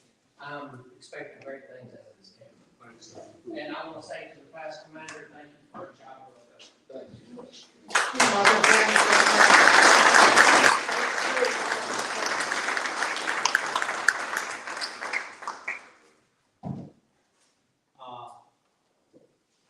Patriot Dawes, you need to speak to the camp. I won't take but a moment. Most of you already know this, but elections and leadership is a big part of this organization. Everyone knows that.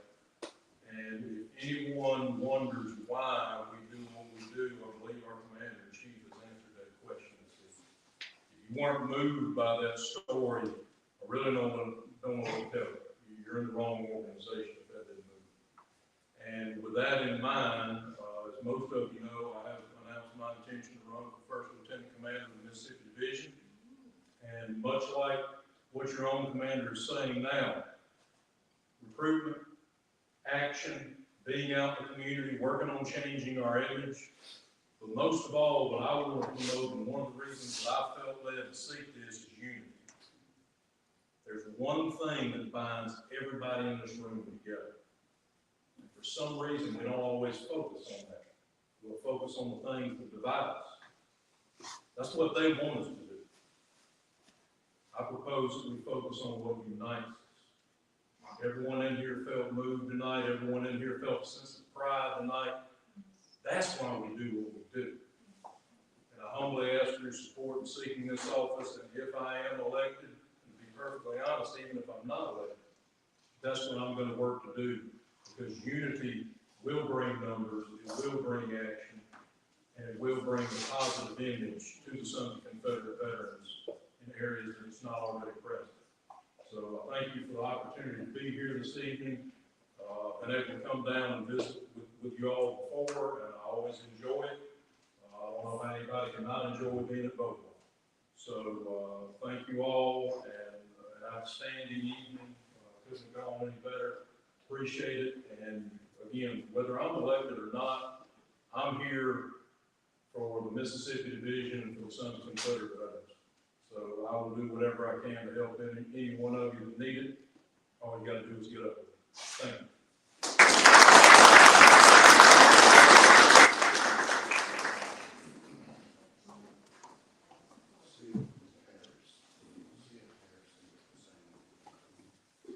Harrison, did you need anything? Yes, sir. I'll be even quicker than him. First, I want to thank my father for stealing all my points and leaving me with absolutely nothing to say.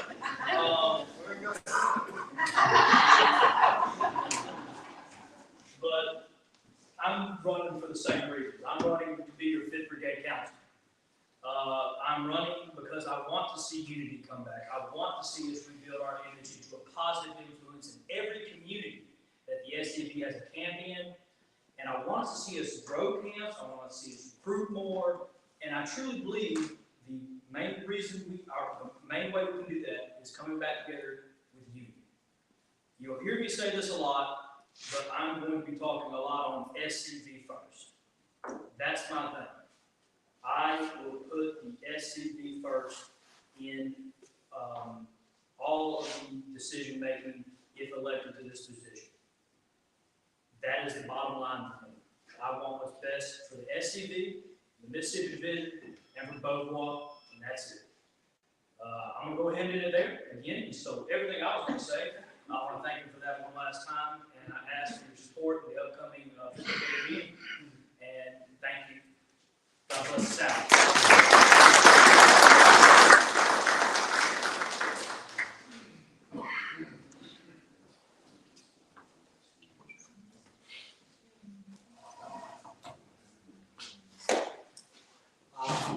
to let y'all know, in case you weren't aware, courtesy of Patriot Harrison Dobbs there, we've been live streaming the event on SCV chat, which is how to describe it, web podcast. It's basically our own form of positive news. The one we'll never get from Fox or any of them. That's what it is. So, I get the chat one here as a closing prayer. Welcome to stay at the closing meeting.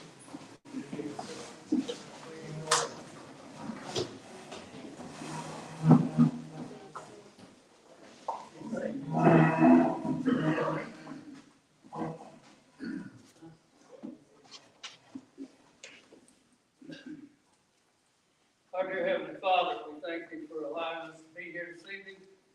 We thank you for the good food, camaraderie, and the speaker that we had. That teach us about one of the young men that was courageous in his life and died a hero. We pray, Father, that all of us can stand up when it comes to that necessary thing that we need to do and to honor our ancestors always. Please, Father, help us to do that and help us to return to our homes safely this evening. We say these things in the name of thy blessed Son, Jesus Christ. Amen. Amen. Let's have a rousing There is a place nestled in the rolling farmland of southern Middle Tennessee. A home constructed in 1837, nearly lost to the ravages of war. Saved by a servant and a Confederate general. A place where families loved and lost. If walls could talk, what stories could be told? If a place, a home, can feel love, loss, pain, surely this is one of those places. Nearby is a more recent structure, and inside are the stories of heroes and heroines, stories of battles won and lost, stories of sacrifices made by the people of its native soil. A place that will tell the true and complete story of the Southland and the war fought for its freedom. From the causes that led to the conflict to the modern-day struggles to protect Southern history. Historic Elm Springs and the Confederate Museum at Elm Springs are the general headquarters for the Sons of Confederate Veterans. A place where the story of the Southland and its historic struggle is preserved and told. Come and discover your history.